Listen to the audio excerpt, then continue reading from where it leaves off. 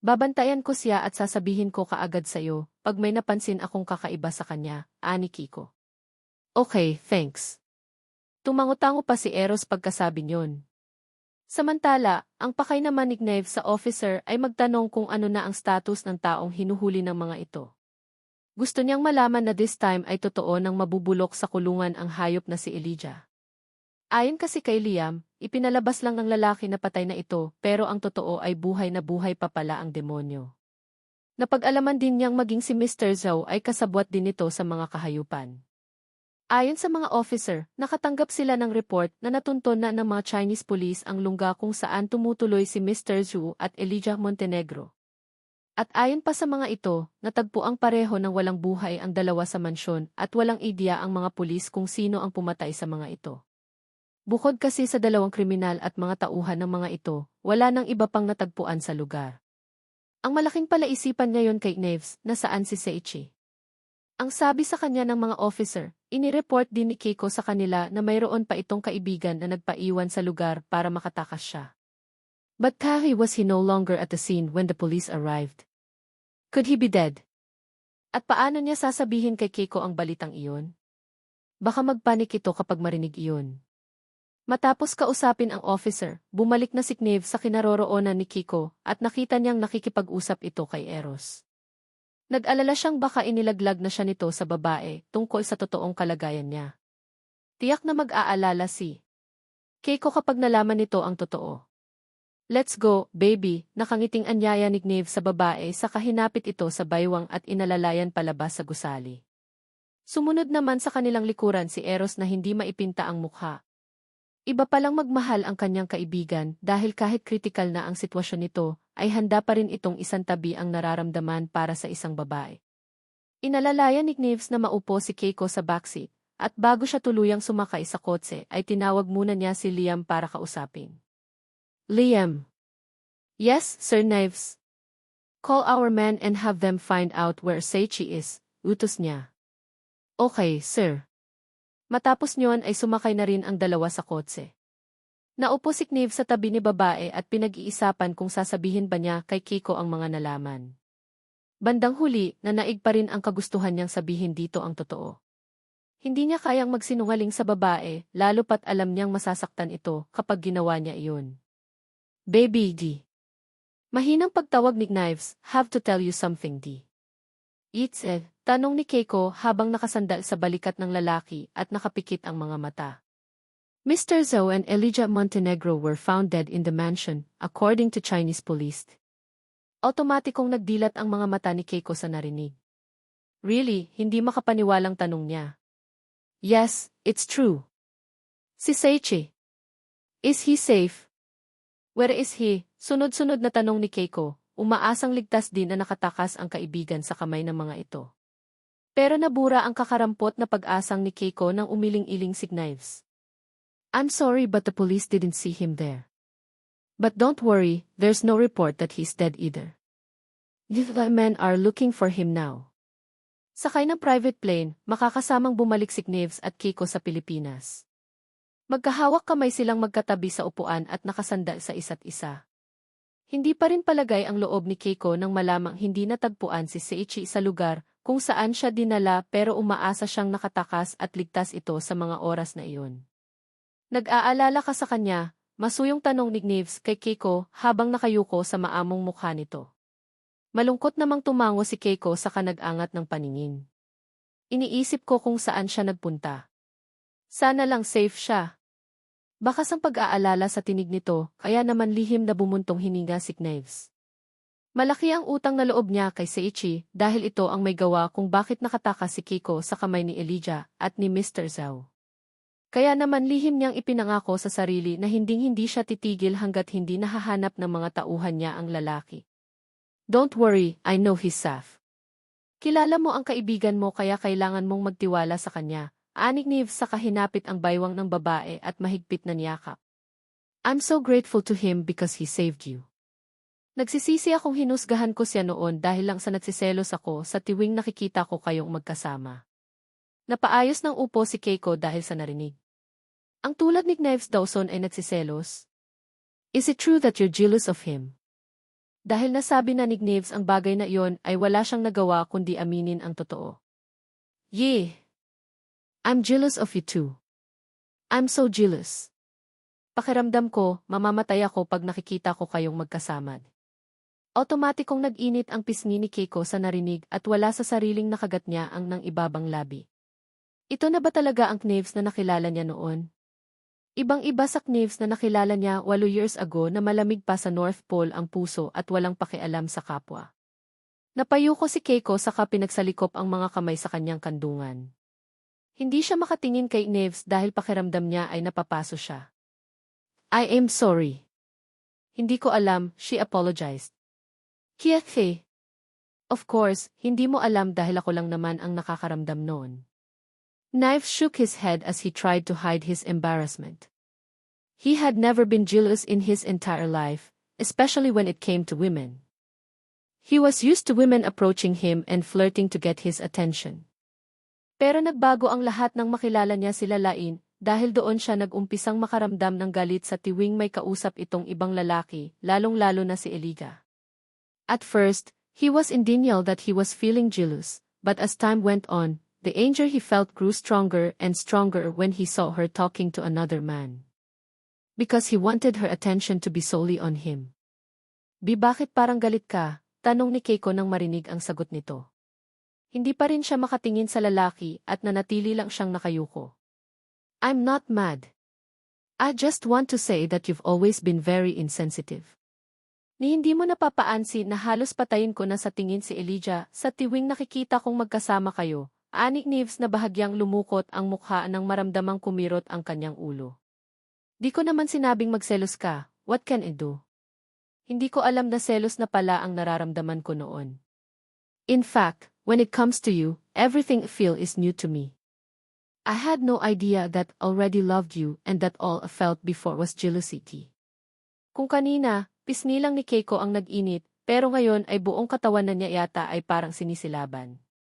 Malakas ang kabog ng kanyang dibdib na para bang may kabayong nag-uunahan doon. Lilgavi, are you so honest? Nautal na tanong ni Keiko sa lalaki. The truth is, Knives is also ashamed of what he says. He feels like he's back to being teenager confessing his feelings to his crush. Pero matagal na niyang gustong sabihin ang mga bagay na iyon kay Keiko kaya ngayong makahanap na siya ng magandang chance, kaya bakit hindi pa niya lubos-lubusin? Matagal ko nang gustong sabihin sa'yo ang mga bagay na to kaya makinig ka lang sakin, pagpapatuloy ni Knives.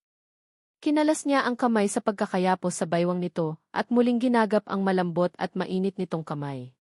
Hindi pa rin makatingin sa kanya si Keiko kaya hinayaan na lang niya ito at saka ginawara ng masuyong halik sa buhok.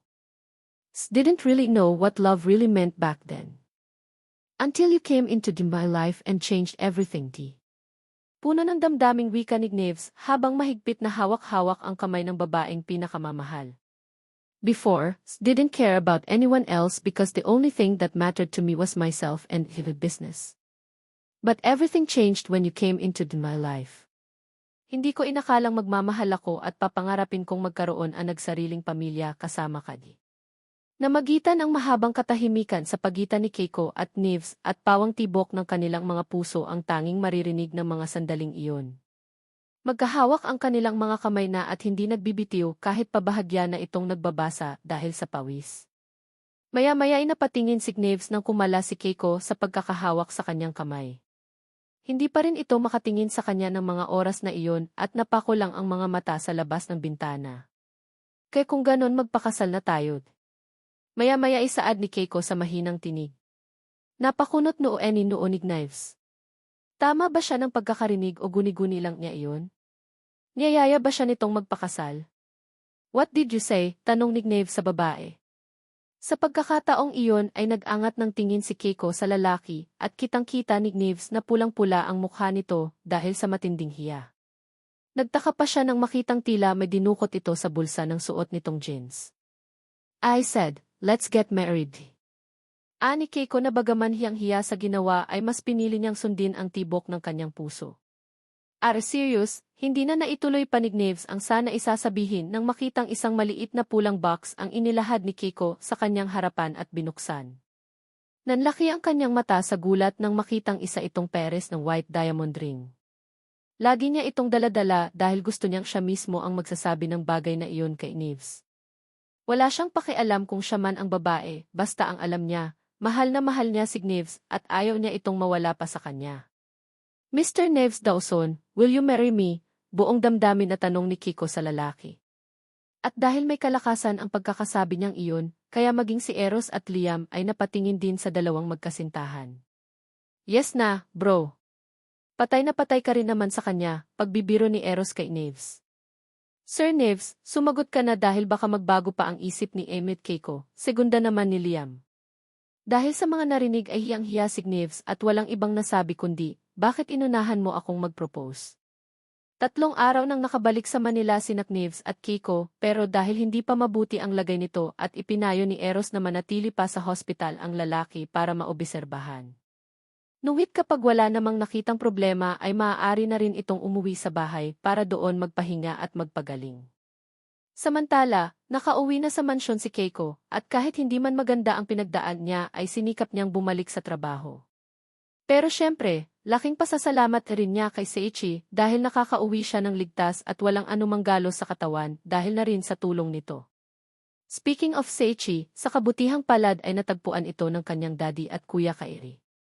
Wala siyang kaalam-alam na nagpunta pala ang mga ito sa China para iligtas sila pero dahil wala na siya, bago pa dumating ang mga ito ay si Seichi na duguan ang naabutan nila roon. Nagkaroon ng engkwentro sa pagitan ng grupo ng kanyang daddy at kay Mr. Zhou, pero marahil dahil sinusundo na ito ni Satanas patungo sa impyerno kaya napatay ito ng daddy niya sa sarili nitong mga kamay. Seichi was immediately rescued and taken to the nearest hospital. Wala nang naabutan pa ng mga Chinese police at Interpol sa lugar na iyon dahil bago pa dumating ang mga ito ay nakaalis na ang grupo ng kanyang daddy. Because it would be a problem if the authorities caught up with them because civilians do not have the right to kill even if they're notorious criminals.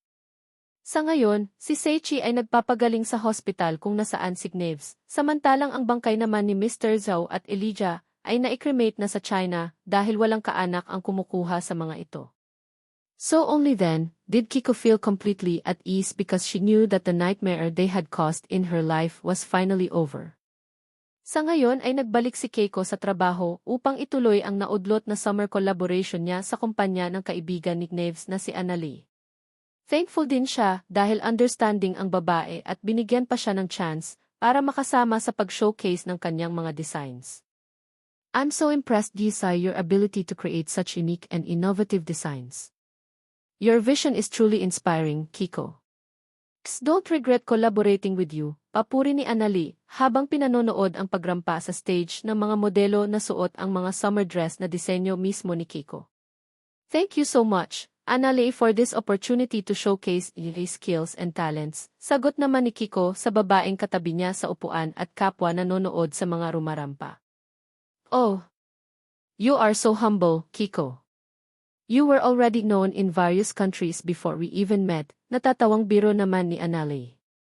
Sa narinig na compliment ay hindi maiwasang makaramdam ng pag-iinit ng pisngi ni Kiko. Thank you. Isa the way, house knives. Is he okay? Tanong ni Annalie nang maalala ang lalaki. Naikwento kasi sa kanya ni Keiko ang nangyari sa lalaki kung kaya't hindi natuloy ang kanilang fashion show last week. He's okay. Kailangan lang niya magpahinga para mabilis na maghilom ang sugat niya sa ulo. For now, he's still in the hospital for observations and some tests, sagot ni Kiko. I see, tumatango-tango wika naman ni Annalie. Wish ko na sana gumaling na siya para matuloy na ang kasal niyo. Kiko smiled sweetly when she remembered her proposal to her boyfriend. Hanggang ngayon naaalala niya pa rin kung gaano kapula ang mukha nito dahil hiyang-hiya sa kanya. Isa pa'y nagmamaktol pa rin ito sa kanya dahil inunahan niya itong mag-propose, pero sa huli ay tinanggap din nito ang alok niyang pagpapakasal. Invited ba ako? Tanong pa ni Annalie habang nakangiti. Of course, ani Kiko na nakangiti rin. When is the wedding, be? There's no exact date yet, but hopefully it will be this year. Hindi naman nagmamadali si Keiko at Neve sa pagpapakasal dahil may kanya-kanya pa silang mga dapat asikasuhin tulad sa kanilang negosyo. Pinahinto ni Neves ang construction ng building niya, tutal ay magiging mag-asawa na raw sila, kaya mas magiging malakas ang kanilang kumpanya kung magiging iisa. Also, since Knives and her dad have reconciled, his plan is to hand over the management of the Dawson Group to his son. After Knives and Kennedy had a falling out, Gwyneth and her father took advantage of the old man's vulnerability. They brainwashed him and slandered Knives so that he would entrust the shares to the Chuas. Kailan lang nalaman ni Knives mula kay Liam na unti-unti nang bumabagsak ang Dawson Group at ang malaking shares ng kumpanya ay hawak na ng Chua Corporation. Dahil doon, balak ni Knives na bawiin ang shares sa mga ito at muli ipamamahalaan ang kanilang kumpanya. At sa oras na magawa na nila ang lahat ng kanilang mga plano, ay saka sila magpapakasal. Matapos manggaling sa fashion show, dumiretso si Keiko sa hospital para puntahan ang nobyo. Pagdating niya roon, naabutan niyang nakaupo ang lalaki sa kama habang nakaharap sa laptop. Di ka pa magaling pero nagtatrabaho ka na agad, puna ni Keiko sa nobyo, saka hinalikan ito sa pisngi at inilapag ang basket ng mayroong lamang prutas. Alanganin namang umiti si Knives sa nobya dahil alam niyang pagagalitan siya nito. Binasa ko lang ang email na ipinadala sa akin ni Liam. Kailangan din kasi ng pirma ko, sagot naman ni Knives sabay sara ng laptop at ipinatong sa side table. Huwag mong pilitin kung di mo pa kaya. Besides, Mr. Miller is trustworthy, so leave your company to him for now, nakasimangot namang sagot ni Kiko habang nagbabalat ng apple. Don't worry baby, di ko naman pipilit ang sarili kong magtrabaho. And you're right. Liam is trustworthy, so I plan to promote him as Chief Operating Officer once, get the company's shares back from the Chuas, Annie Knives. Really? That's good. Mr. Miller deserves that position because you have proven how dedicated he is to his job after all these years. Sagot naman ni Kiko sa kanaupo sa gilid ng kama habang hawak ang platitong mailamang mansanas.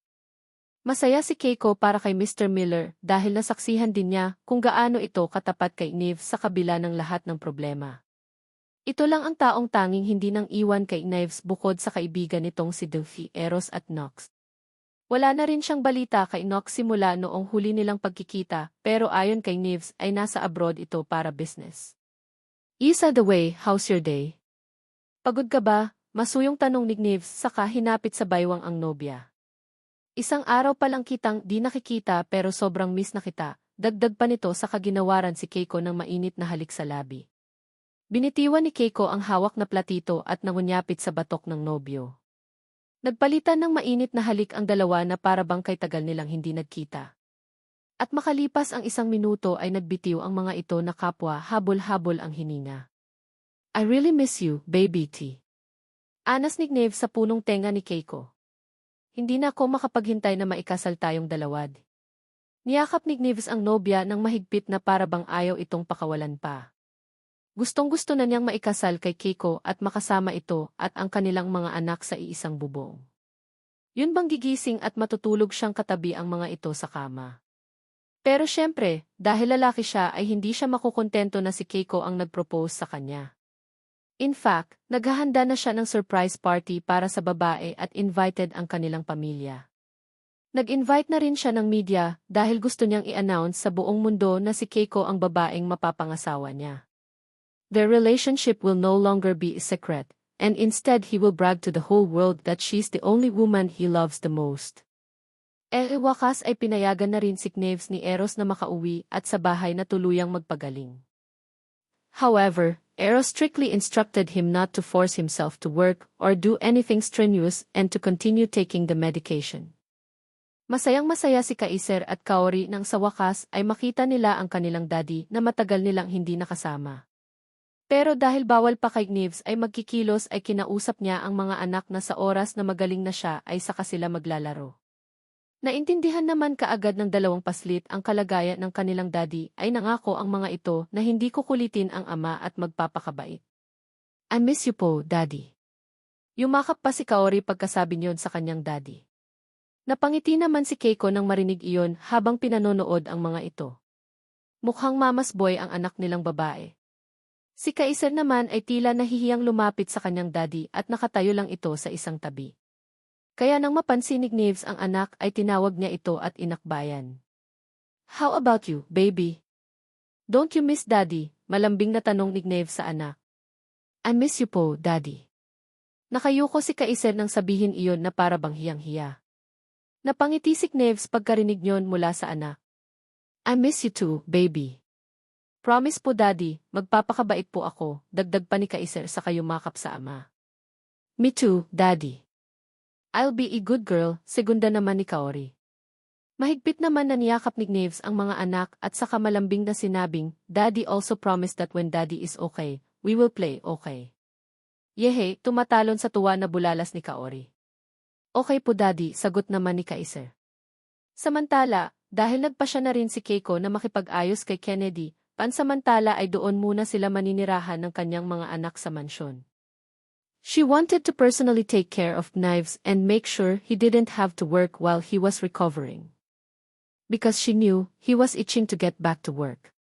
Tuwang-tuwa naman si Lola Mathilde nang malaman ang kanyang desisyon, kaya ang nanghihina itong katawan at aura noon ay tila ba muling naging malakas at masigla. Nang mga sumunod na araw, isang tawag ang natanggap ni Knives mula kay Liam at ibinalita na mayroon ng ilang mga shareholders sa Dawson Group ang gustong magbenta ng shares sa kanya. Upang makuha muli ang pamamahala sa Dawson Group, kailangan ni Knives na mahigitan ang shares ng Chua Corporation sa kanilang kumpanya. Sa ngayon, ang mga Chua ay mayroon ng 41% shares, 35% shares naman sa kanyang daddy, at 24% shares naman para sa mga shareholders ng Dawson Group. Knife's plan is to convince some shareholders and buy out their shares. In return, he will give them shares from Grayson Construction, which he owns. He currently owns 39% of the shares, but that's not enough for him to regain control of the Dawson Group of companies. Sino-sino na ang nagbenta sa atin ng mga shares? Tanong ni Knives sa kabilang linya. Si Mr. Hemsworth, Mrs. Andrade, si Mr. Fujisawa, si Mr. De Guzman, si Mrs. Lim, si Mr. Fuentes, si Imit Fuentebella, at Mr. S.E., sagot naman ni Liam. Okay. Keep up the good work, Mr. Miller, ani Knives. Hindi niya pa sinasabi sa kanyang sekretary na balak niya itong gawing tea sa oras na muli niyang makuha ang Dawson Group. Thank you, Sir Knives. By the way, kumusta ang pinaaasikaso ko sa'yo? Tanong pa niya na ang tinutukoy ay ang surprise engagement party para kay Kiko. Right now, the venue is being set up, Sir Knives. I have also spoken to the master chef who you want to handle the catering. I have also made appointments with the media for coverage, paliwanag ni Liam sa kanyang boss. How about the guest list and invitation letter? Make sure na makakapunta ang lahat. I'm already doing it, Sir Knives. I sent them invitation letters 1-1. Okay, very good. Pinatay na ni Knives ang tawag nang makitang pumasok na si Keiko sa loob ng kwarto. Galing ito sa kwarto ng kanilang mga anak upang i-check kung tulog na ang mga ito. Tulog na ang mga bata, tanong ni Knives nang lapitan siya ng nobya. Yup, maikli namang sagot ni Kiko. Sa narinig ay pilyong napangiti si Knives, saka lumapit sa babae ay niyakap ito sa likuran. I really miss you, baby T. Anas ni Knives sa punong tenga nito. Knives' hot breath sent tingling sensation through Kiko's entire body.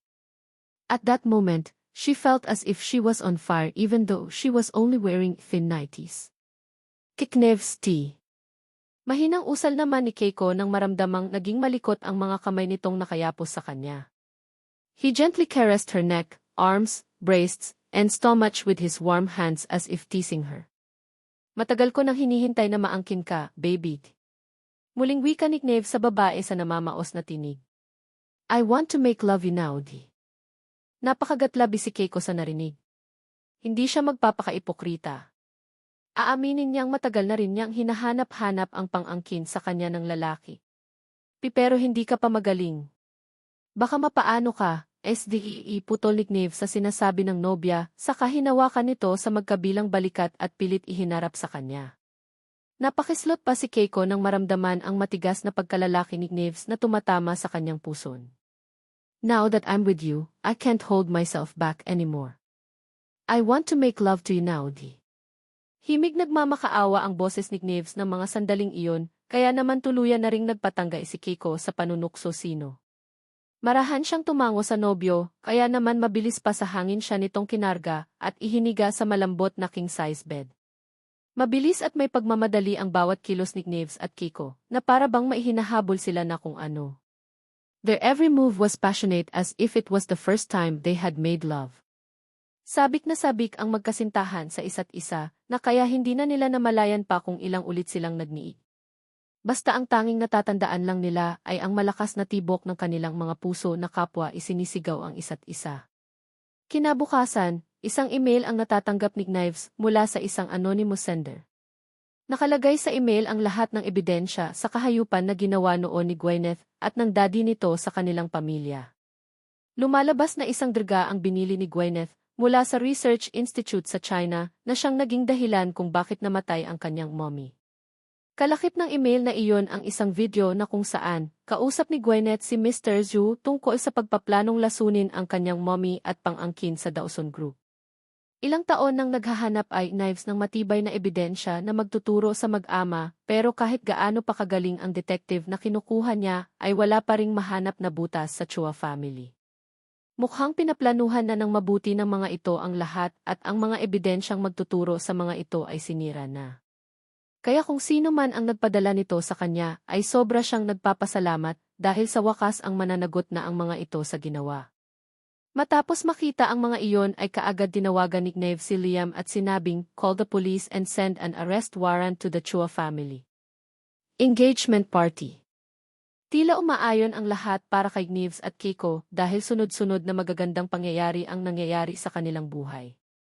Matapos tuluyang mawala sa kanilang landas si Mr. Zhu at Elijah, ay si Gwyneth at ang daddy naman nito ang sumunod na nahuli ng mga pulis.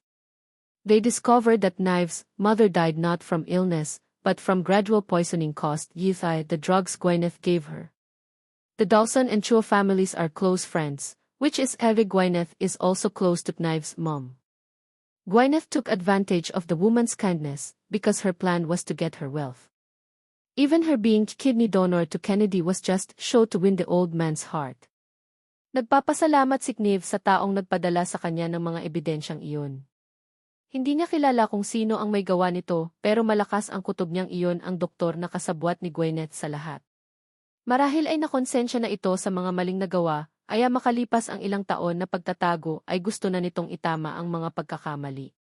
Sa ngayon ay nakakulong na ang mag-ama at nag-umpisa na rin ang paglilitis sa kaso.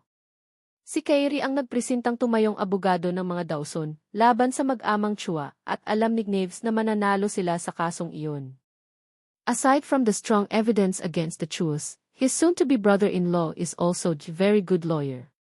At dahil sa nangyari sa Chua family, tuluyang nabawi ni Knives ang shares ng mga ito sa kanilang kumpanya. Siya na muli ang namamahala ng Dawson Group at tumatayong Chief Executive Officer, at si Liam naman bilang Chief Operating Officer.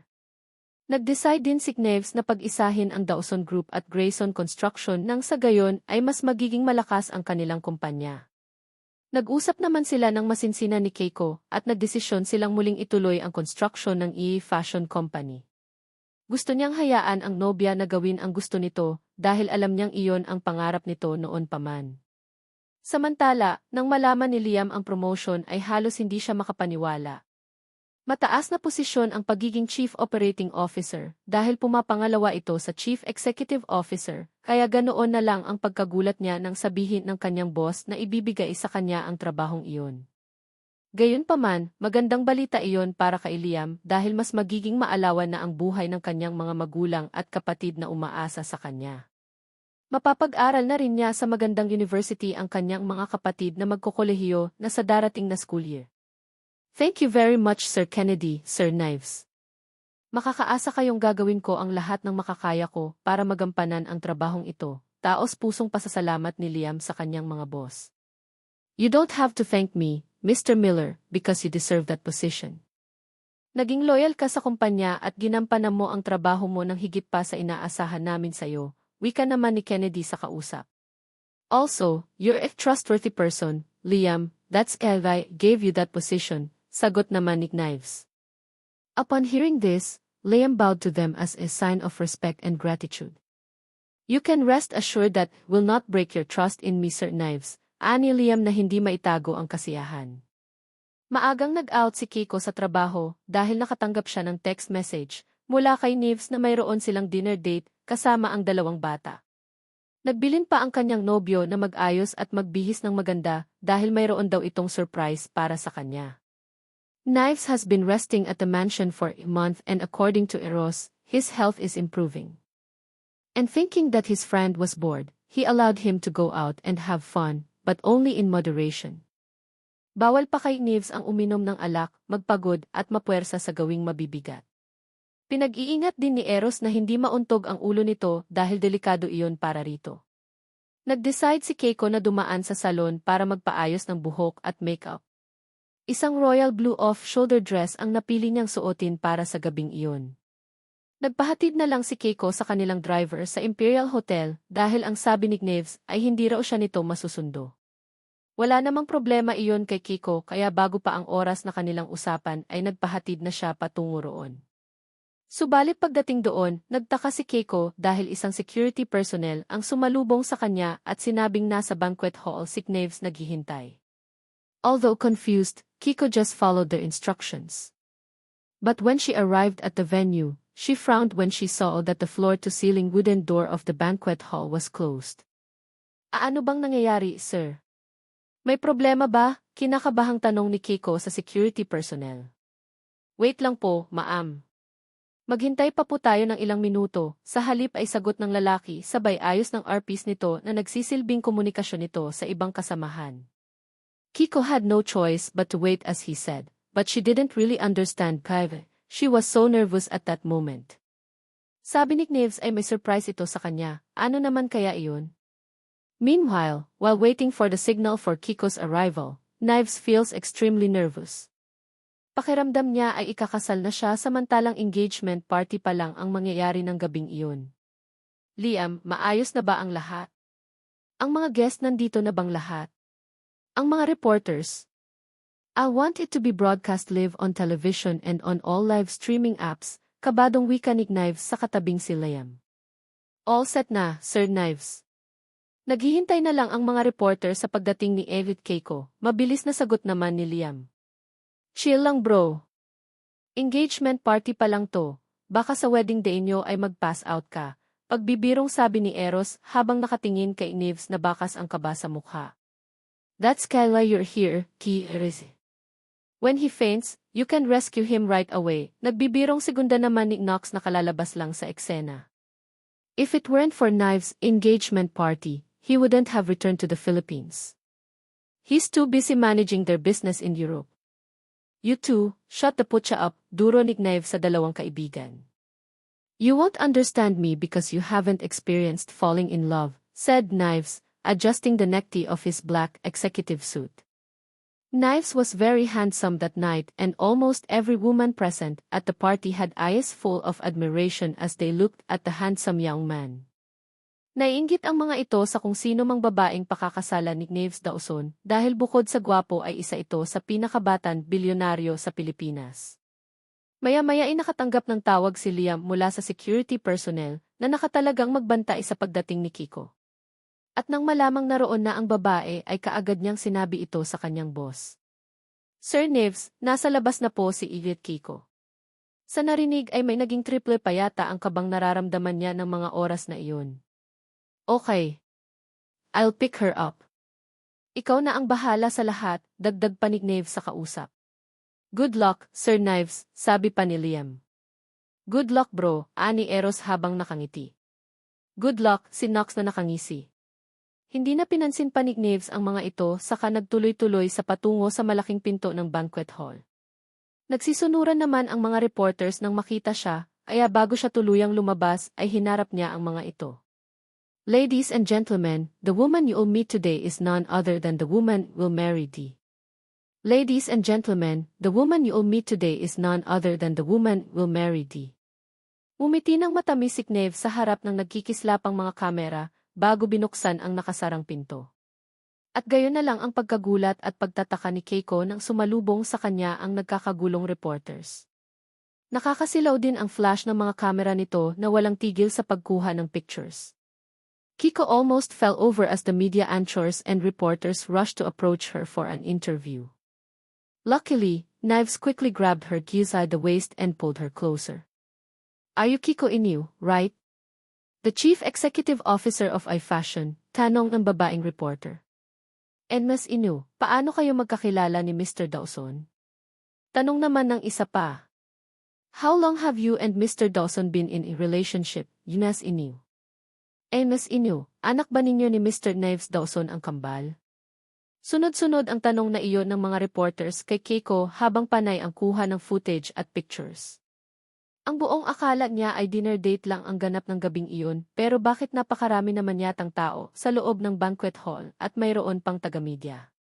Ano ba ang nangyayari? Because Keiko couldn't understand what was happening, she secretly clung to the hem of Knives' tuxedo and looked at him as if asking for help. Kaagad namang naintindihan ni Knives ang ibig sabihin ng nobya, kaya siya na ang humarap sa mga reporters at sumagot sa mga tanong nito. I'll answer your questions. You see, Jivai Fiance isn't used to crowds, Knives said with a smile, then tightly clasped Keiko's hand. Nag-init ang pisngi ni Keiko nang marinig ang salitang ki-fiancé mula sa bibig ng lalaki. Ipapaalam ba nito sa ibang tao ang tungkol sa kanilang relasyon? First of all, I would like to thank you all for accepting the invitation tonight. Formal na pasasalamat nila Lain sa mga bisitang naroon. And about your question. She's Jivai Fiancé, Keiko Inu. And yes, she's the Chief Executive Officer of iFashion and we met 8 years ago because of Lola Mathilde, Jivai grandmother. And yes, those very handsome and beautiful twins are our children. They're 7 years old, sagot ni Knives sa mga katanungan ng mga ito. Well, did you decide to introduce your fiancé to the public now, Mr. Dawson? Tanong ng lalaking reporter. Your wife is very beautiful and successful in the fashion industry in Japan. You also have cute twins. Elvis, did you keep them a secret for 8 years, Mr. Dawson? Usisa naman ng isa pa. Bakit ngayon lang ninyo naisipang magpakasal, Mr. Dawson? Dagdag pa ng isa. Bago sumagot at binalingan ni Knives si Keiko na noon ay alam niyang nahihiya. Hindi ito makatingin sa napakaraming tao na nasa harapan nila. Pero dahil ayaw niyang makaramdam ito ng kaba o pagkailang, ay inilapit niya ang bibig sa tenga nito at masuyong bumulong. Nakapaganda mo kaya hindi ka dapat mahiya sa kanila. For me, ikaw ang pinakamagandang babae ngayong gabi. Malambing na saad ni Knives sabay mahinang pisil ng palad niyang hawk nito. Dahil sa sinabi ng fiant ay bahagyang nabawasan ang kaba at pagkailang na nararamdaman ni Keiko. Taas noo siyang humarap sa mga ito ng bahagyang nakangiti. Nang makita naman iyon ni Knives ay pasimpleng siyang umiti sa kamuling humarap sa mga reporters. Well, we were separated for 8 years because of misunderstandings. She was pregnant at the time but suddenly disappeared like the wind and left no trace. Nagsisisi ako sa nangyari kaya hindi ako tumigil na maghintay sa pagbabalik niya. And because of fate, we met again and decided to get married. Mahaba at puno ng pagmamahal sa sagot ni Knives sa mga ito. Bakas ang matinding paghanga at mukha ng mga naroroon nang marinig ang confession ni Knives, lalong-lalo na ang mga kababaihan. For them, Knives are the type of man everyone dreams of. Yes, the way, everyone, I'd like to introduce the twins, Kaiser and Kaori. The future here at Dawson Group, wika pa ni Knives nang makitang papalapit ang kanyang daddy kasama ang dalawang anak. Nagpalakpakan ang lahat ng naroon at kanya-kanya papuri ang mga ito nang makita ang dalawang paslit na napaka-cute sa suot ng mga itong white tuxedo para kay Kaiser at pink princess gown para kay Kaori. No wonder na napakaganda at napakagwapo ng mga batang ito.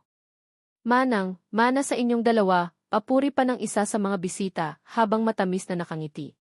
Samantala, dahil live broadcast ang nangyayaring iyon sa engagement party ni Knives at Keiko, kaya napakarami ang nakakapanood nyon sa buong Pilipinas.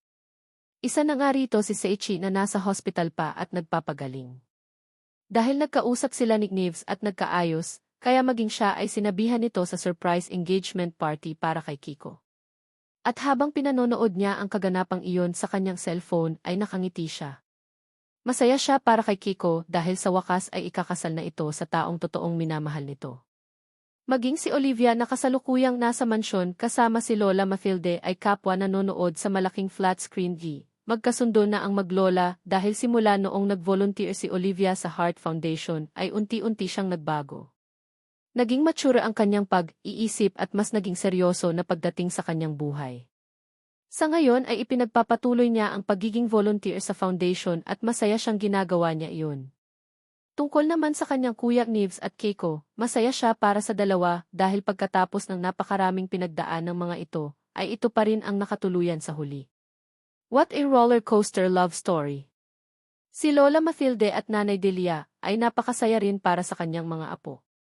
Sinasabi na nga ba niya na simulat sa pool, alam niyang silalain ang babaeng makakapagpabago sa kanyang apo.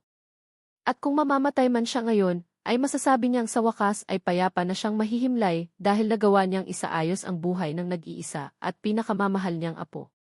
Samantala, maging ang mga dating katrabaho ni Keiko sa Debonair na si Ines Divine, Gintiaya na dating nobya ni Benjamin, ang kapwa-intern niya noon na si Alison, si Miss Emma na dating directress ng Debonair at nakaalitan ni Kiko, at ang iba pa ay hindi makapaniwala sa napapanood. Hindi nila akalain na naging matagumpay si Keiko sa buhay at magiging asawa pa ng isa sa pinakamayang businessman sa Luzon. Lalong-lalo na si Miss Emma na kinamumuhian si Keiko dahil may gusto ito kay Nives noon. Ngayon ay punong-puno ng inggit ang mababasa sa kanyang mukha habang nakatingin sa screen ng laptop. Gayon din ang pagkagulat sa mukha ni Troy habang nanonood ng live streaming sa kanyang cellphone. Aaminin niyang umasa siya na may feelings din para sa kanya sila Lain noon pero pinigil din niya ang nararamdaman nang mapansin niyang may iba itong nagugustuhan. Masayang-masaya siya para kay Kiko dahil naging matagumpay ito sa landas na pinili at ngayon ay mayroon ng masayang pamilya. Isa pa sa mga nakapanood ng broadcast na iyon sa GIHI ay si Benjamin na noon ay walang mabasang ekspresyon sa mukha. Pinagsisisihan niya na kinalaban niya ni Nives Dawson, hindi sana nito ipinautos na baliin ang kanyang mga binti at kamay. Ngayon tuloy ay nakatali na lang siya sa wheelchair at hindi na muling nakakalakad pa ng mag-isa. Samantala, si Gwyneth, si Mr. Chua, at si Henry Scott na tiyuhin ni Benjamin ay kapwa napapanood din ang live broadcast ng engagement party na iyon ni Nives at Kiko mula sa GIHI sa loob ng bilangguan. Puno ng galit at nanlilisik ang mata ng mga ito habang nakatingin sa malaking screen kung saan kitang-kita nila kung gaano kasaya ang dalawa habang sila ay nagdurusa. Pero gaano pa man katindi ang kanilang galit, wala na silang magawa dahil ang apat na sulok ng bilangguang iyon ang magiging tahanan nila sa loob ng napakaraming taon. At ang pinakahuli ay si Ursula na kasalukuyang nakakulong sa correctional ay napapanood din ang nangyayari mula sa Z. Wala siyang masabi sa anak-anak niya, kundi nagsisisi siya sa lahat ng kasalanang nagawa. Wala siyang mukha na maihaharap sa babae dahil alam niya sa kanyang puso na naging napakasama niya. Ang tangi na lang niyang hiling na sana'y maging maayos ang buhay nito at magkaroon ng masayang pamilya. Eli, hi, I have your attention please. Maya-maya pa ipakiusap ni Nives sa nagkakagulong guests and reporters. I have an important announcement. Nahinto ang lahat at natahimik nang marinig ang sinabing iyon ni Nives. Maya-maya pa'y muling bumaling ang lalaki kay Keiko at masuyong nagsalita. May anik Nives saka inilahad ang kamay. Puno ng pagtatanong ang mga mata ni Keiko pero hindi na siya nagtanong pa. Inabot niya ang palad sa nobyo at inalalayan siya nito patungo sa pinakagitna ng banquet hall.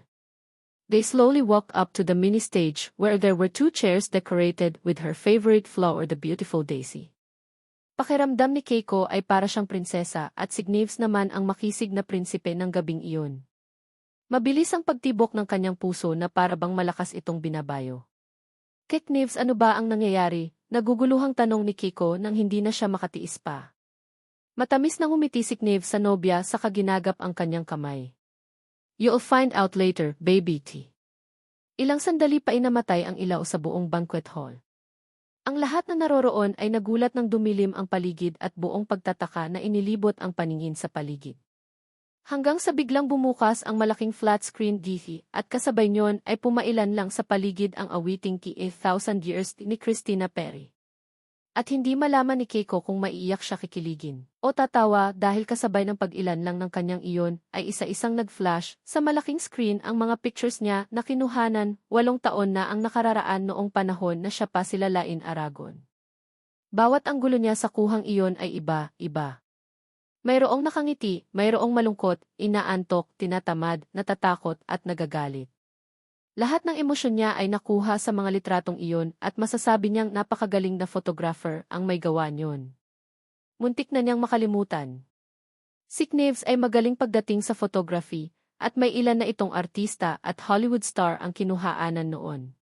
Kaya nga nagalit si Knives noon sa kanya nang bilhan niya ng kamera si Elijah dahil ang buong akala nito ay ibibigay niya ito sa kanya. May 3 minuto rin ang slideshow na iyon ng mga pictures niya at kahit katabi niya si Knives ay nahihiya siyang tumingin sa lalaki. Pakiramdam din niya ang pulang-pula ang kanyang mukha at para siyang sinisilaban ng mga oras na iyon. Sino ba namang mag-aakala na noong mga panahon na iyon na halos isumpanan niya si Knives dahil napakasama nito, pero palihim pala siya nitong kinuhuhanan ng litrato. Did you like it? Masuyong tanong ni Knives sa nobya. Nahihiya namang sumagot si Keiko. I love it, see. Nagpalakpakan ang lahat ng matapos ang slideshow na iyon pero nahinto ang mga ito nang mula sa kung saan ay sumulpot sa harapan ang kambal na sina Kaiser na may bitbit na baukwet ng daisy at si Kaori naman ay maliit na kulay pulang box. Muling bumaling si Keiko kay Knives pero isang matamis lang na nangiti ang isinagot nito. Nalipat ang tingin niya sa mga anak ng dahan-dahang umakyat ang mga ito sa mini stage at inabot sa kanya ang bulaklak at maliit na kahon. Mommy, flowers for you, nakangiting wika ni Kaiser sabay abot ng bulaklak. Mabilis namang inabot iyon ni Keiko at sa kaniyakap ang anak. Thank you so much, anak. Mommy, here po. It's a gift from Daddy, si Kaori na nakangiti rin habang iniaabot ang maliit na pulang box. Thank you, anak. Mabilis ding niyakap ni Keiko ang anak na si Kaori matapos tanggapin iyon. I'll open it for you, G. Masuyo namang presenta pa ni Knives saka kinuha ang maliit na kahon pero napatili ang lahat at pumalakpak nang biglang lumuhod si Knives sa harapan ni Keiko at binuksan ang kahon na naglalaman ng diamond ring. And not Keiko in you, will you marry me? Promise, I will love you more than is my life. I will serve as your home and pillar at all times. I will take care of you and never let anyone hurt you again. Doon lang tuluyang nag-sink in kay Keiko ang lahat ng mga nangyayari ng mga oras na iyon. Ito pala ang sorpresa na tinutukoy sa kanya ni Knives, ang proposal. Nang mga sandaling iyon, ang luha na kanina pa nagbabadya na bumuhos ay tuluyan ng pinakawalan ni Keiko. Hindi niya mapigilang maiyak dahil parang panaginip lang ang lahat ng nangyayari sa buhay niya. Noon, sarili lang niya ang kakampi niya at sandalan, pero ngayon ay mayroong isang tao na handa siyang samahan at mahalin habang buhay. Hindi na nga pinatagal pa ni Keiko ang kanyang sagot. Tutal ay mahal naman niya ito ay nauna na siyang mag-propose. Tinatanong pa ba yan, pagbibiro ni Keiko habang umiiyak. Siyempre pakakasalan kita dahil hindi ko kayang mabuhay kung hindi ka kasama. Sagot niya. Nang marinig iyon ay mabilis na tumayo si Knives at mahigpit na nagyakap ang dalawa kasama ang kanilang mga anak. Samantala, isang malakas na palakpakan naman ay pumailan lang sa paligid. Puno ng paghanga ang mata ng mga taong na nakasaksi sa pagmamahala ni Knives at Keiko, na bagaman dumaan sa matinding hamon sa buhay pag-ibig ay pinatunayan na walang hindi kayang gawin ang isang taong nagmamahal. Are you happy, baby? Masuyong tanong ni Knives sa nobya. Magkatabi ang dalawa sa kama at kapwa dinarama ang init ng kani-kanilang mga katawan. Of course. Sino bang hindi? Matamis ang ngiti na sagot naman ni Keiko sa kayumakap sa lalaki. Finally, we're getting married because it's what we want, not because we were forced to, natatawa pang biro niya. But we should be grateful to them. Dahil sa kanila, kaya tayo nagkakilala at minahal ang isa't isa, tugon ni Knives. Tumaas ang kilay ni Keiko sa sinabing iyon ni Knives bagaman nakangiti siya. Diba, galit na galit ka sa akin dati.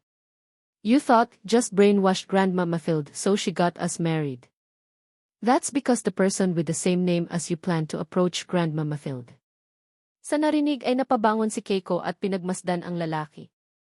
Kapangalan ko, kunot noon niyang tanong. Yup. Para makalapit siya kay Lola Mathilde, makipagsabuatan siya sa isa sa mga member ng organization at inaalam ang lahat ng tungkol kay Lola.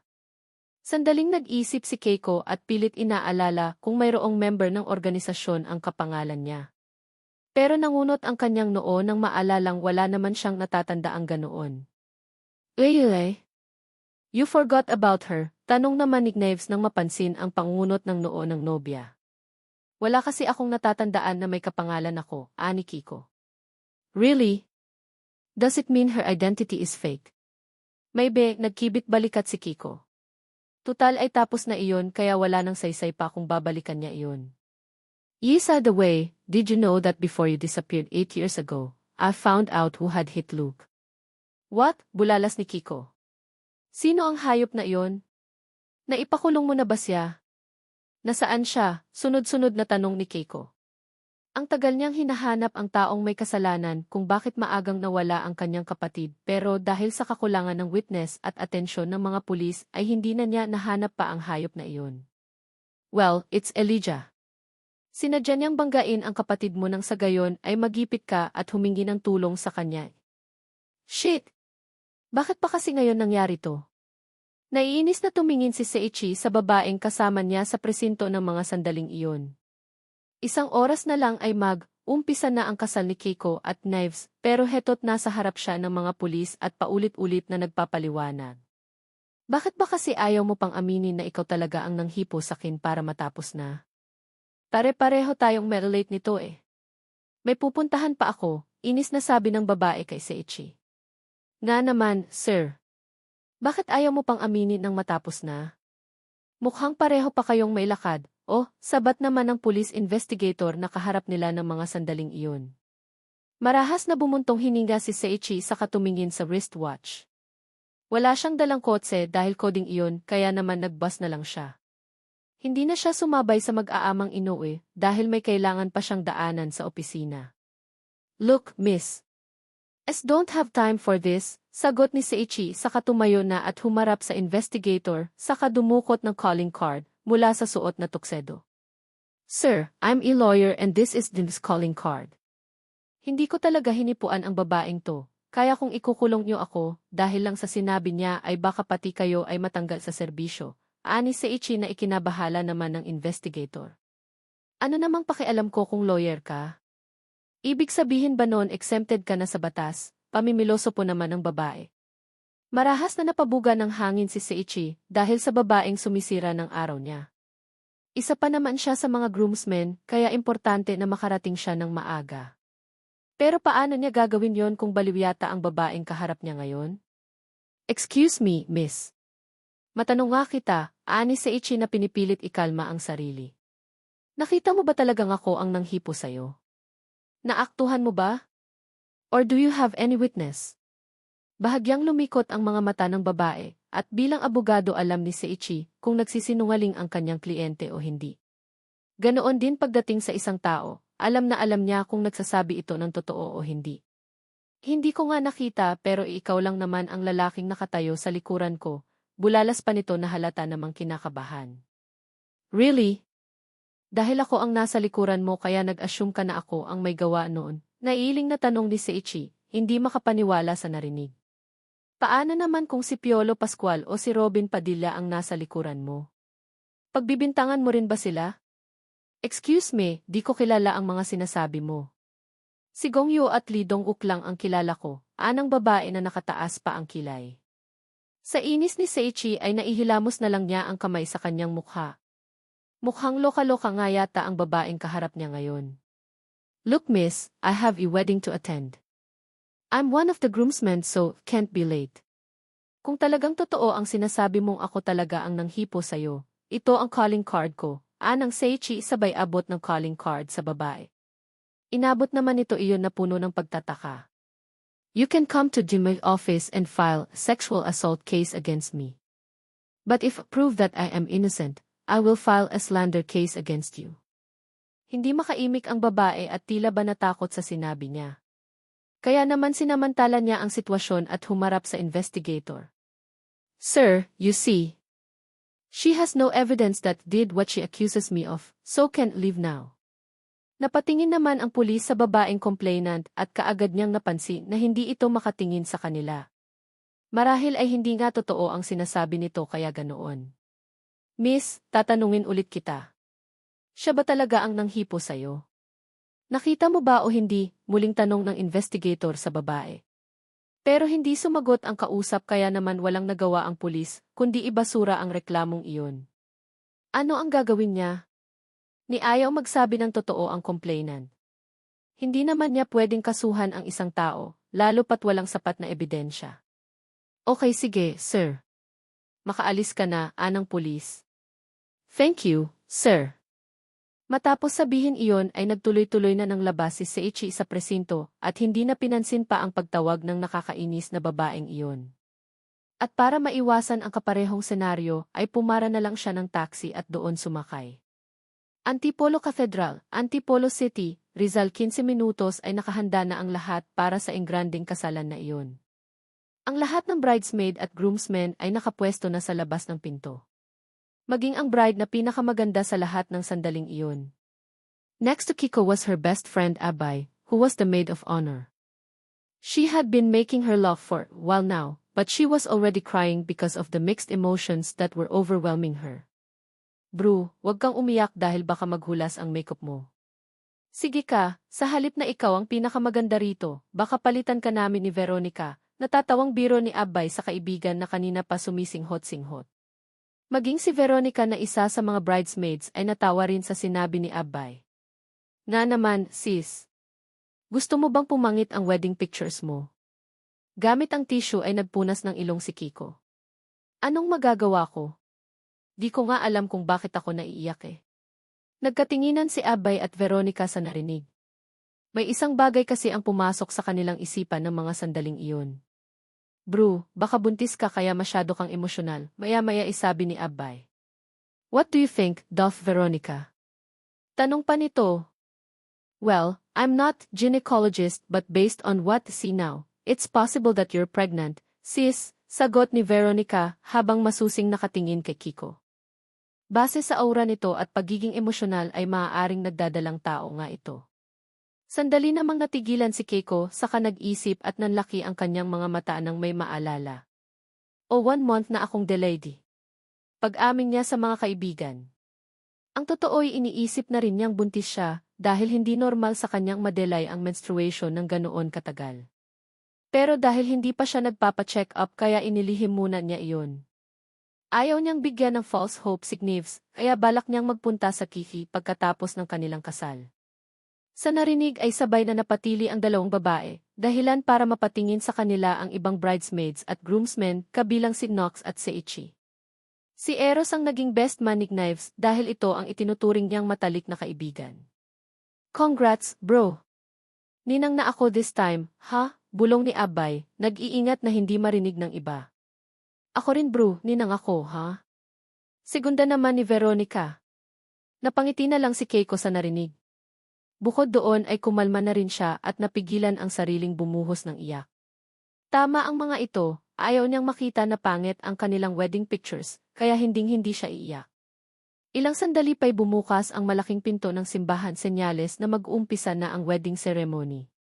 Nagsipila na ng maayos ang mga bridesmaids at groomsmen, gayon din ang ring bearer na si Kaiser at flower girl na si Kaori.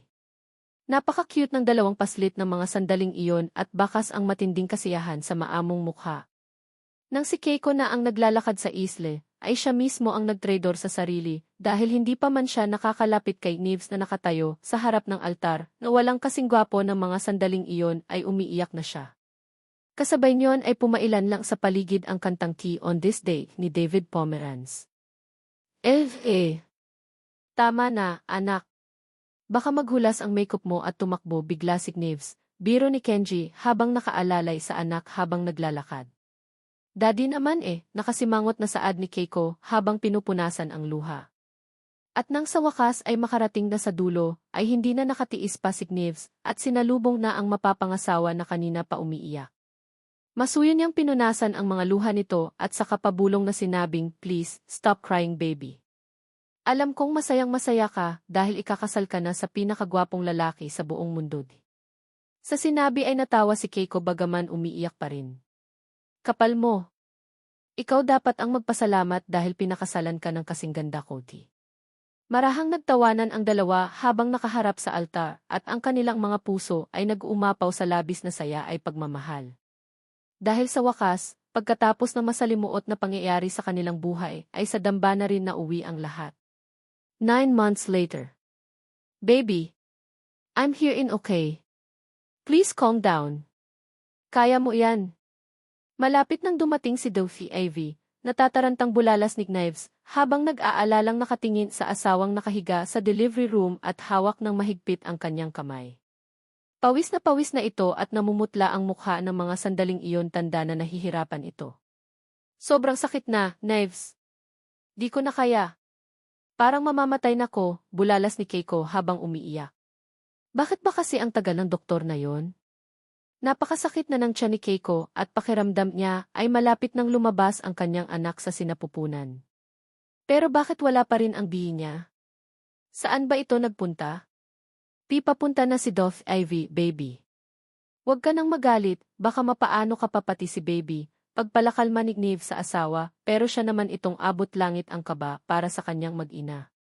Ito ang unang beses na matutunghayan niyang isilang ng pinakamamahal niyang asawa ang bunso nilang anak. Noong isilang kasi nito ang kambal ay wala siya, kaya hindi niya maintindihan ang nararamdaman ng mga sandaling iyon.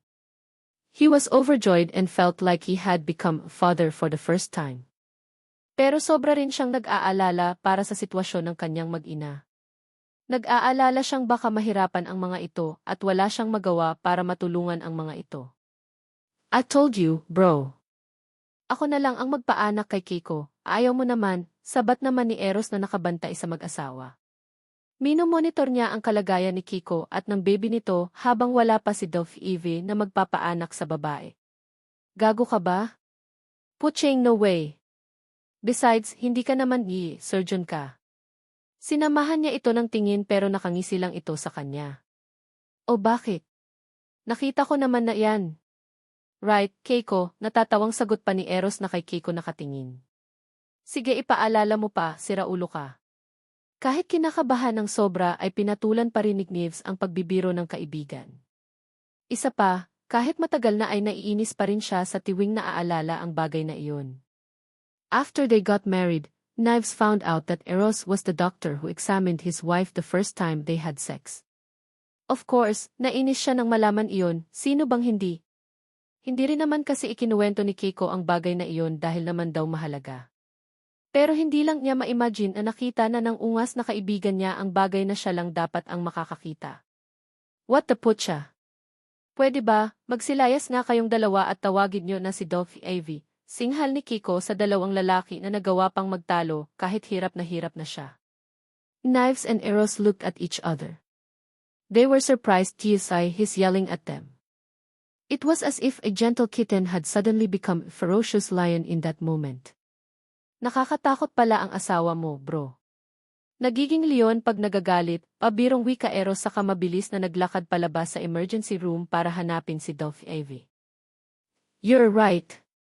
Kung alam ko lang, di ko na sana siya pinakasalan, nagbibirong segunda naman ni Knives, saka akma na rin sanang lalabas, pero nagulat siya nang sa kabila ng sakit na nararamdaman ay nagawa pang sumigaw ni Keiko. What the? Where are you going, Knives Dawson?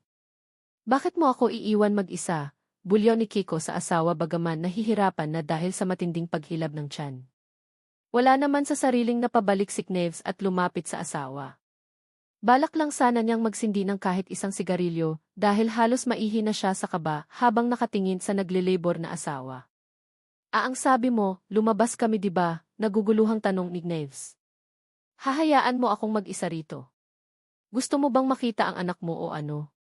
Just stay there and don't ever leave me, galit na sabi ni Keiko sa asawa sa kamuling kumapit sa kamay nito ng sobrang higpit. Mabilis namang sumagot si Knives at tumango. O okay, baby. Ilang sandali pa nga dumating na nga si Dolph Ivy, kasama si Veronica at ilang mga nurse. Kaagad nitong chiin-ex si Keiko, at nang makitang malapit nang lumabas ang bata, ay nagmamadali ang mga ito sa pagkilos. Don't worry, she's going to be okay, pagpapakalma ni Veronica kay Knives nang makita niyang namumutla ang lalaki. Okay, Mrs. Dawson, kapag sinabi kong umir ka, okay, anang Dolph Ivy. Sige na, Dolph Ivy. Hindi ko na po kaya, lalabas na si baby. Sagot naman ni Keiko na umiiyak. Okay, you'll need to inhale and exhale, Mrs. Dawson, ani Doc Ivy sa kapumwesto na. Inhale, exhale, push. Sigaw ni Keiko kasabay ng malakas na pag-iri. Mahigpit ang pagkakahawak niya sa kamay ni Knives na para bang doon siya kumukuha ng lakas. Okay, you're doing great, Mrs. Dawson. Keep pushing, anang daw si Ave. Isa pa muling malakas na pag-ere na ginawa ni Kiko na para bang ibinuhos na niya ang lahat ng lakas niya doon. The baby is crowning. Keep pushing, Mrs. Dawson. You're almost there, anang daw si Ave nang maging visible na ang ulo ng sanggol sa puwerta ng pasyente. And again, Kiko let out another loud push, causing the baby to continuously come out of her womb. The newborn baby's roar echoed through the four corners of the delivery room, like music to everyone's ears. Congratulations, Mr. and Mrs. Dawson. Your baby is a girl, nakangiting wika ng doktor habang karga ang napakagandang sanggol na nakabalot sa puting tuwalya. Naiyak sa labis na saya si Knives nang ibigay sa kanya ng doktora ang kanyang bagong silang na anak. Nanginginig ang kanyang kamay at hindi niya malaman ang gagawin ng mga sandaling iyon. Natatakot siya na baka masaktan ito dahil napakalambot pa ng buti nito at hindi niya alam kung paano ang tamang pagkarga. Don't be scared, baby. It's okay, T. Pagpapakalma ni Keiko sa kanyang asawa. Buong ingat na kinarga ni Knives ang kanyang anak at habang lumuluha ay isang pangungusap ang namutawi sa kanyang nanginginig na labi. We will name her Kizia. As a month later. Congratulations, Knives at Kiko. Napakaganda ng anak nyo, bulalas ni Abe habang karga ang isang buwang gulang na si Kezia. Gusto ko rin ng ganito kagandang anak. Christening ng bunsong anak ni Knives at Keiko at ang lahat ng kanilang mga kaibigan at kapamilya lang ang tanging inimbitahan nila sa celebration na iyon. Paano ka magkakaroon ng anak, wala ka namang boyfriend, biro naman ni Veronica sa kaibigan. Naging close na rin ang dalawa sa isa't isa dahil kapwa ito kaibigan ni Kiko. Nga naman, bro. Ilang taon ka ng single, di ba? Ani Keiko sa kapalihim na napasulyap sa kanyang kuya Kairi na noon ay kasama nila sa sala. Nahuli niya itong nakatingin kay Abby pero nang makita siya nito ay bigla itong nag-alis ng tingin. Hindi niya alam kung ano ang mayroon sa dalawa pero base sa kilos ng mga ito, alam niyang may pagtingin ang mga ito sa isa't isa at sa ngayon ay nasa indenial stage pa ito. Samantala, kasama din nila sa table si Eros, si Nox, si Liam, at si Seichi at masayang nagsasalo-salo. Si Knives naman ay umalis lang sandali dahil mayroong inasikaso. Baka type mo ako, Abay. Single din ako, pabirong sabat ni Nox sabay kindat. Sumimangot si Abay sa narinig. Ayaw ko nga. Ang sabi ni Keiko, womanizer ka. Grabe ka naman. Napaka-judgmental mo, kunwari ay galit na sabi ni Nox bagaman nakangiti. Si Eros na lang. Ilang taon na rin tong single, dagdag pa ni Nox na nakangisi. Sa narinig ay napatingin si Abe at Keiko kay Veronica. Hindi inilihim sa kanila ni Veronica na may gusto ito kay Eros pero dahil magkaibigan ang dalawa kaya natatakot itong umamin. Kiahe. I'm busy right now. Wala akong time sa pakikipagrelasyon. Ito na lang si Seichi. He's single also, ani Eros pero kasabay niyon ay palihim siyang napatingin kay Veronica na nakangiti ng mga sandaling iyon.